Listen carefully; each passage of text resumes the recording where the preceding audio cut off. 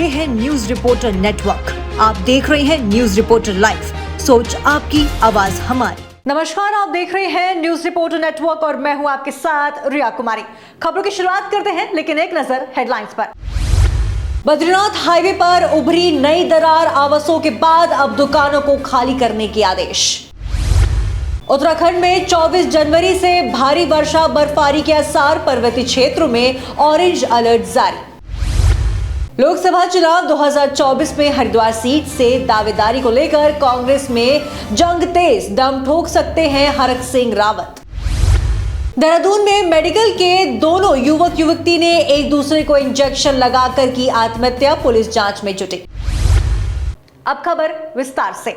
राजधानी देहरादून के एक निजी होटल में उत्तराखंड में जैविक खेती और उत्पादों को बढ़ावा देने के मद्देनजर मुख्यमंत्री पुष्कर सिंह धामी और कृषि मंत्री गणेश जोशी की मौजूदगी में एक कार्यशाला का आयोजन किया। आपको बता दें कि इस दौरान विश्व की पहली जैविक उत्पादों को बढ़ावा देने वाली जर्मनी की IFOM कंपनी के प्रतिनिधियों के साथ मुख्यमंत्री पुष्कर सिंह धामी और कृषि मंत्री गणेश जोशी ने बैठक भी की। गौरतलब है कि अंतर्राष्ट्रीय बाजार में जैविक उत्पादों की भारी मांग के चलते जैविक खेती किसी भी देश की अर्थव्यवस्था को बढ़ावा देने में महत्वपूर्ण साबित हो सकती है, जिसके लिए उत्तराखंड सरकार जैविक जगत में अपनी पहचान बनाने के लिए काफी प्रयास कर रही है। ये हमारी प्राकृतिक कृषि के क्षेत्र में और जो जैविक कार्यशाला यहाँ पर हो रही है, इन क्षेत्रों में हमारे देश के यशस्वी प्रधानमंत्री मोदी जी के नेतृत्व में, उनके निर्देशन में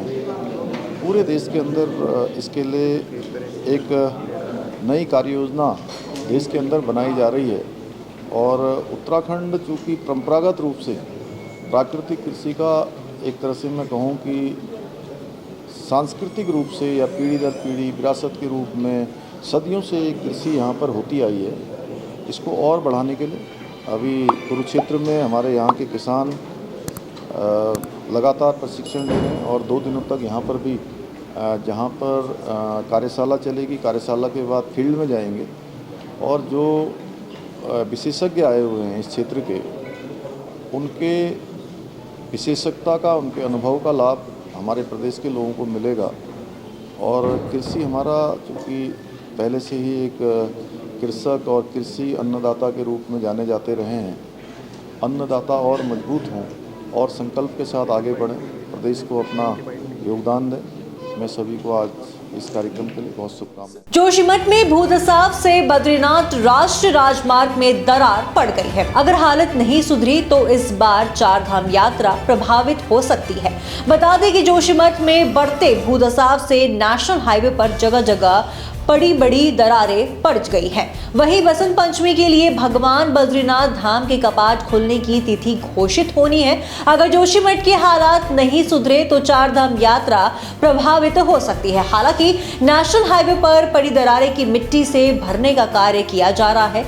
ये हाईवे में दरार भरा जाना कितना कारगर साबित होगा, ये आने वाला समय ही बताएगा। जो हमारी 4 धाम यात्रा है वो भी चूँकि निकट है, हमारी जो जोशीमठ आपदा की स्थितियाँ हैं वो भी अब उसमें काफ़ी हम लोगों ने कार्य कर लिया है और स्थितियाँ दिनों दिन लगातार सुधर रही है। वैज्ञानिकों की टीम लगी हुई है और उनके निर्देशन में जहाँ पे भूमि संबंधी सुधार होने हैं वहाँ भी किए जा रहे हैं। तो उनके सुझाव के अनुसार हम आगे बढ़ेंगे और अगले चरण में जो हमारा रोड का फोकस है वो रहेगा, जिससे हम यात्रा सुचारू रूप से करवा सकते पड़ेगा। क्योंकि बसंत पंचमी के दिन बद्रीनाथ जी के कपाट खुलने का दिन तय हो जाएगा और पूर्व के वर्षों के भांति जैसे बसंत पंचमी को बद्रीनाथ जी के कपाट खुलने का दिन तय हो जाता था, उसके बाद से यात्रा की तैयारियां शासन लेवल पे, प्रशासन लेवल पे और स्थानीय लोग, होटल व्यवसायी, दुकान वाले भी अपनी तैयारियां शुरू कर देते थे।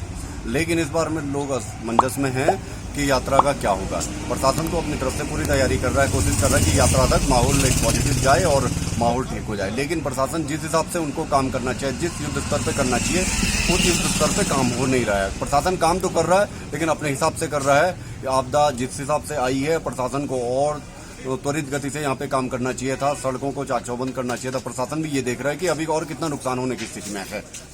और मुझे निश्चित ही लगता है कि ये बद्रीनाथ जी की जो हमारी यात्रा है, ये दिल्ली से लेके पूरे भारतवर्ष से लोग यहाँ आते हैं और दिल्ली से लेके बद्रीनाथ तक की यहाँ पे इकोनॉमी की इस पे निर्भर करती है। छोटे से छोटा व्यवसायी, एक छोटी चाय की दुकान से लेके एक बड़ा होटल व्यवसायी भी अपने यहाँ पे लोगों को यहाँ पे रोजगार देता है और अपनी साल भर की आजीविका इससे कमाता है, तो निश्चित ही सरकार के लिए एक बड़ी चुनौती होने वाली है अगर चारधाम यात्रा तक सरकार रोडों को, जोशीमठ की स्थिति को ठीक नहीं करती है तो। आज भगवानपुर विधायक ममता राकेश ने भगवानपुर विधानसभा क्षेत्र अंतर्गत चांचक गांव में 600 वर्ग मीटर सड़क का उद्घाटन किया। उन्होंने बताया कि इस गांव में गागलेड़ी रोड से अंदर गांव तक मुख्य मार्ग बहुत खराब हालत में था, जिसका प्रस्ताव उसके द्वारा जिला पंचायत अध्यक्ष हरिद्वार को दिया गया था।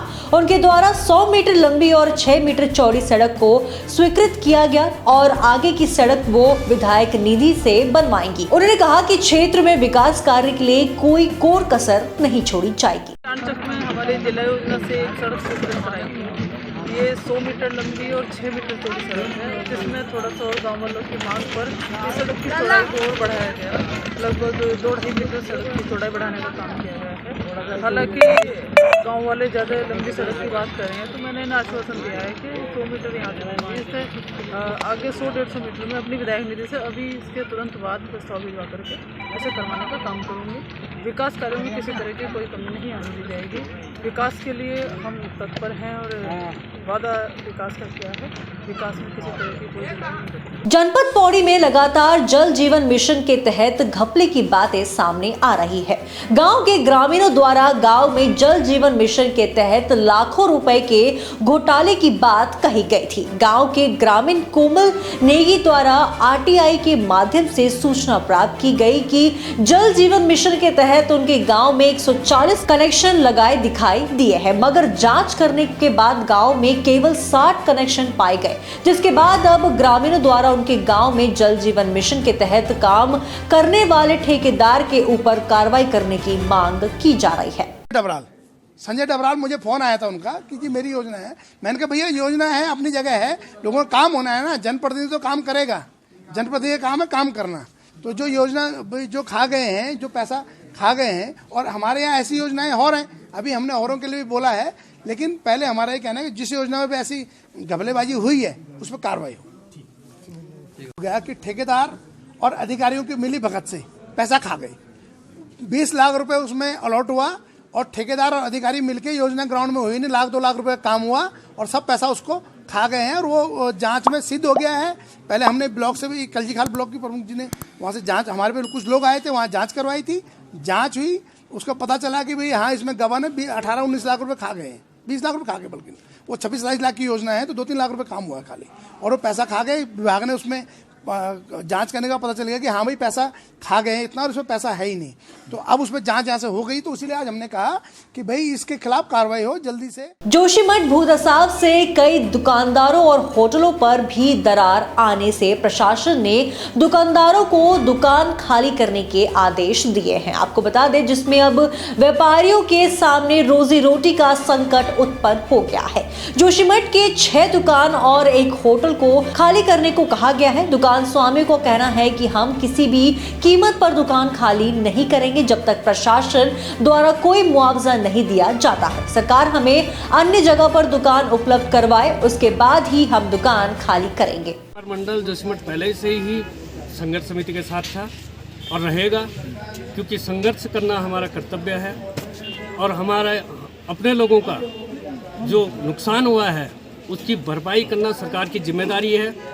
आज पूरा व्यापारिक प्रतिष्ठान बिल्कुल व्यापार ठप हो चुका है, जिसके लिए पूर्व में हमने ज्ञापन दिया था, मुख्यमंत्री जी को ज्ञापन दिया था, यहाँ पे जो प्रभारी मंत्री जी थे उनको ज्ञापन दिया है, कई बार जिलाधिकारी जी से हमारी वार्ता हुई है, लेकिन यहाँ के व्यापारियों का कोई भी सुझाव अभी तक शासन प्रशासन के द्वारा नहीं दिया गया है।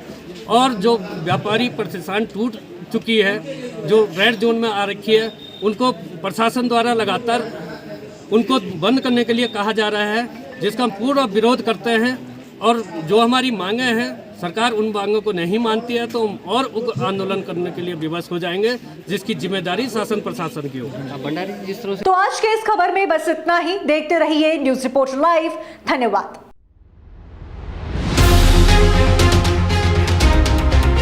ये है न्यूज रिपोर्टर नेटवर्क। आप देख रहे हैं न्यूज रिपोर्टर लाइव। सोच आपकी, आवाज हमारी।